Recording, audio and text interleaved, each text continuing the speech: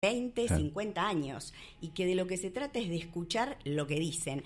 Por supuesto que a veces pasa que un niño no se sienta a hablar y dice, bueno, te vengo a contar tal cosa. A veces sí, sí, pero otras veces juega, bueno, o dibuja, bueno, etcétera. Claro. Pero se trata de un ser hablante. Entonces, en ese sentido, siempre digo adiestrar la oreja. De eso ahora, te quería hacer una pregunta, Mirta, ahora, cuando puedas. Sí, porque no quiero decir esto porque a veces se confunde por la cuestión esta también del exceso de clasificación, este modo, digamos, de la época y del avance del capitalismo, que es la clasificación, porque es un modo también de controlar y de sellar y de encontrar respuestas para todo, ¿no? Y para para el consumo también. Claro, ¿no? Totalmente, por eso decíamos el niño como un objeto de consumo, ¿sí? O un objeto del mercado, ¿sí? Porque así como es sobrevalorado en un sentido, porque bueno, hay que cuidarlo, los derechos, etcétera, etcétera, también es un objeto obsceno, tratado obscenamente. Pensaba en esa palabra psicofarmacológico, por ejemplo. Esa palabra que de alguna manera venís repitiendo, ¿no? El exceso de discurso, ¿no? En relación a la infancia,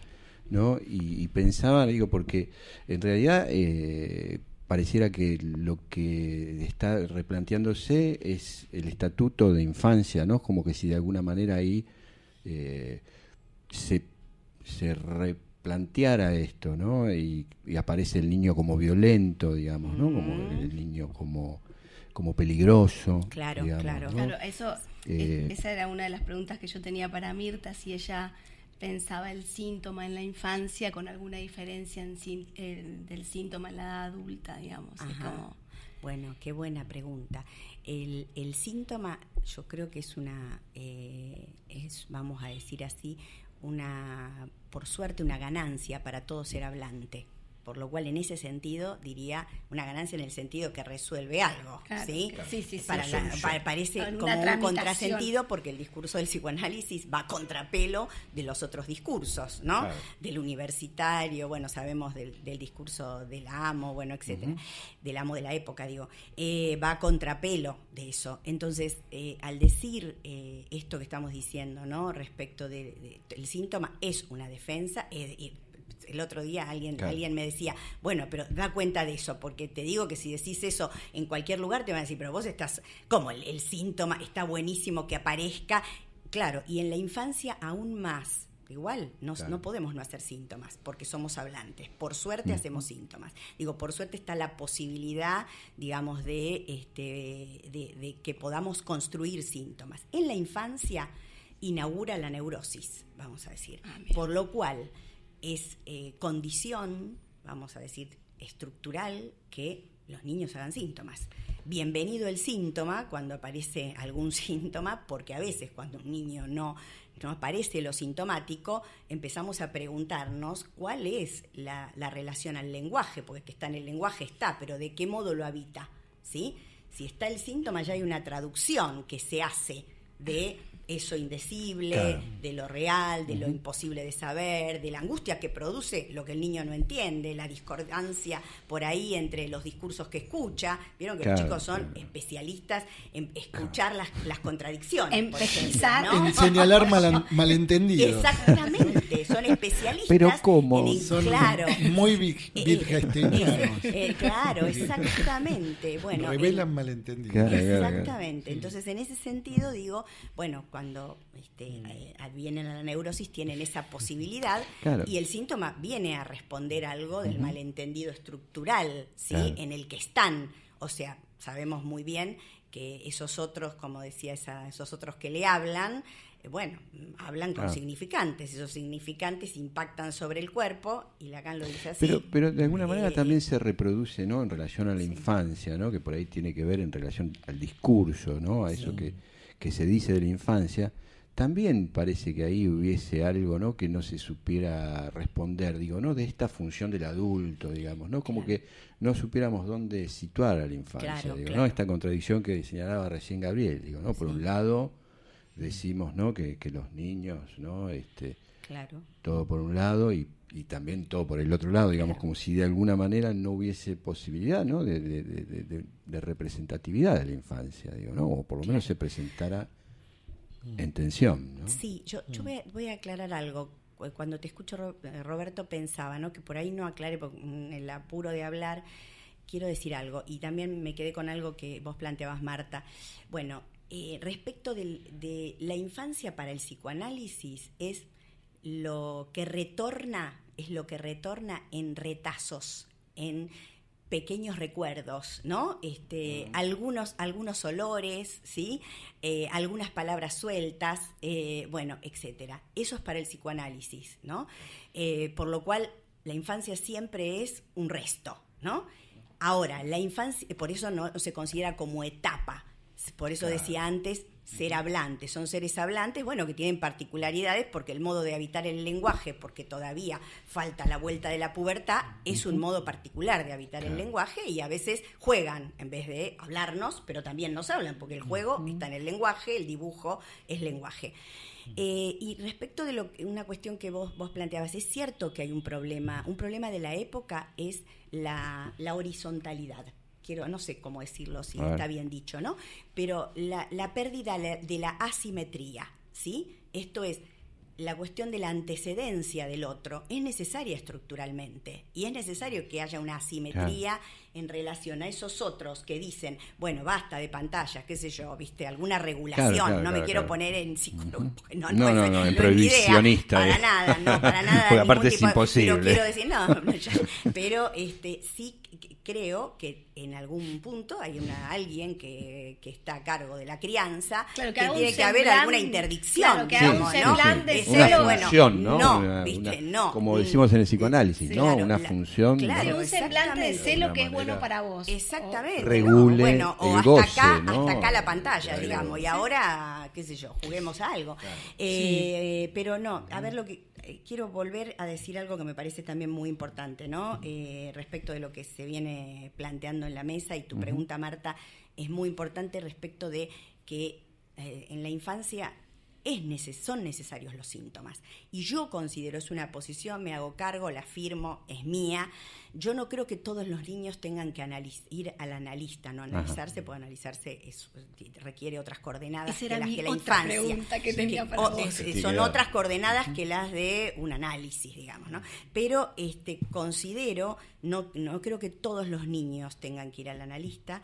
Creo que cuando hay un síntoma que viene a solucionar en algún sentido ese encuentro con la angustia, lo viene a solucionar, no hay ningún problema. El problema es cuando es un síntoma que al mismo niño se le hace insoportable para él mismo, y interrumpe su vida habitual, digamos, que sabemos que lo hay. Entonces ahí sí me parece que conviene, obviamente, ahí aparecemos en escena. Cuando es una solución que trae padecimiento, claro, para el mismo niño, ¿sí? Para el mismo niño. Un sufrimiento, para los padres. Un sufrimiento es que de yo más. pensaba, Sufrir de más. No lo podemos pensar ahí en esos momentos, ¿no? En donde el niño se encuentra tomado, ¿no?, por un síntoma. ¿No es el mismo niño que encarna un malentendido insoportable? Sí, por supuesto, era lo que decíamos antes, sí, por supuesto. Siempre es eso, siempre el síntoma viene en relación, creo que lo dije, no antes, no sé, pero y si no lo dije, gracias por decirlo ahora. Siempre es una respuesta, es un precipitado, me sale así, a ese malentendido estructural, ¿no? Y bueno, se trata de eso, a veces con que hablen alguno de los sujetos que vienen y a decir, bueno, soy el padre de tal, ¿no? Que habla cada uno como sujeto, alcanza, y en otros casos no, digamos. Porque parte del malentendido, ¿no? Se me ocurre pensando, como nos gusta pensar en voz alta, y no hay también como algo propio de la época, que es una pregunta muy fuerte respecto de bueno, ¿para qué tener un niño? ¿No? ¿Para qué alguien por qué alguien decide traer un niño? Ahí se escucha mucho. Ahí hay un exceso también. Yo no voy a tener hijos, ¿no? Y ahí donde parece que se augura un futuro próximo absolutamente ominoso, y traer un niño al mundo sería una satisfacción narcisista para quien lo tiene, pero sería una hijoputez para ese niño que se trae, ¿no? ¿No hay algo de eso también que hace difícil al principio que los padres de ese niño, la madre y el padre, tengan algún esclarecimiento y compartan la idea de para qué trajeron un niño? Digo, ¿no hay como cierta crisis también de para qué traemos niños? Si es un imperativo, si es, ¿no? ¿Qué? Muy interesante muy interesante lo que planteas, porque sí, lo que sabemos desde el psicoanálisis y demás es que siempre tiene que haber alguna falta. Vos hablaste de narcisismo, es todo un tema en la época, no solo en esta época, es la estructura, ¿no? Claro. Pero el tema del narcisismo es un tema que yo propongo para trabajar seriamente, estudiar muy seriamente, porque es un tema de la época, vamos a decir, de todo ser hablante, de todas las épocas, pero esta época en particular tiene ciertas particularidades por la relación a la falta que tiene esta época, ¿sí?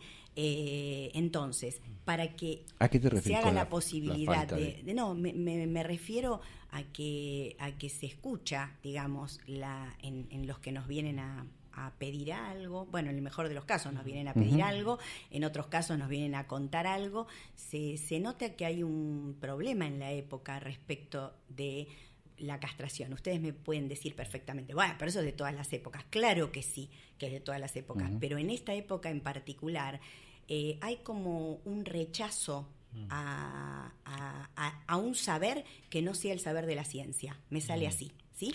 A un saber que no tenga una respuesta. Por eso las neurociencias y el cognitivismo tienen tanto éxito en esta época. Bueno, hay una disparidad entre el saber que circula en las pantallas y eso que al sujeto lo deja en falta, pero de una manera que está más expuesta que en otro momento de la historia de la humanidad, ¿no? Totalmente. Bueno, ¿podemos ir al último tema musical? Sí, si lo permite Frank. ¿Qué te parece, Franco?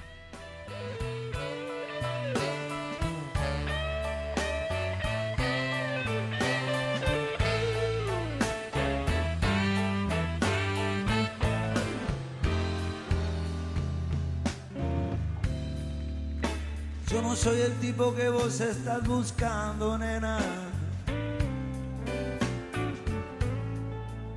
Soy demasiado fuerte para caer en tu red.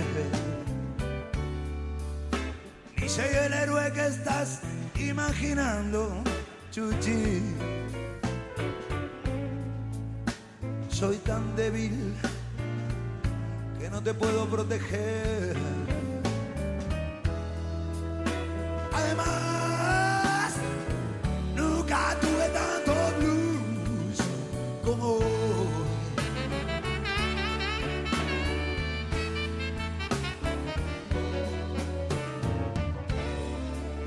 Yo no soy el tipo que vos estás buscando, nena. No tengo puertas para abrirte. La verdad que no sabemos si seguir escuchando música, está todo buenísimo, digamos, ¿no? Lo que estamos hablando, el tema que estamos pasando, pero bueno, Gabriel, a ver, redondea un poco como para arrancar de nuevo. Bueno, redondeemos. ¿Hay que le gusta pensar en voz alta? Yo soy el especialista en redondear. Ojo que yo también estoy pensando en voz alta. Buenísimo. Porque nos estoy encanta, pensando en voz alta. Es un poco lo que nos gusta del programa. No sé si se nota, pero... No, y recién estaba Mirta, vos haciendo un recorrido de temas que abrirían el juego para varios programas, ¿no? Pero... decías que te habías quedado pensando especialmente algo en relación a la cuestión del narcisismo en la época, ¿no? Claro. Sí, por tu pregunta y además por algo que también decía Roberto, ¿no? Pero la cuestión del narcisismo de la época, si bien la crisis sabemos, del narcisismo sería, porque yo les decía recién cuando estábamos en el impasse, ¿no? que yo considero que hay un problema serio con la renuncia pulsional, que Freud, por supuesto que ya lo planteó, que es ¿no?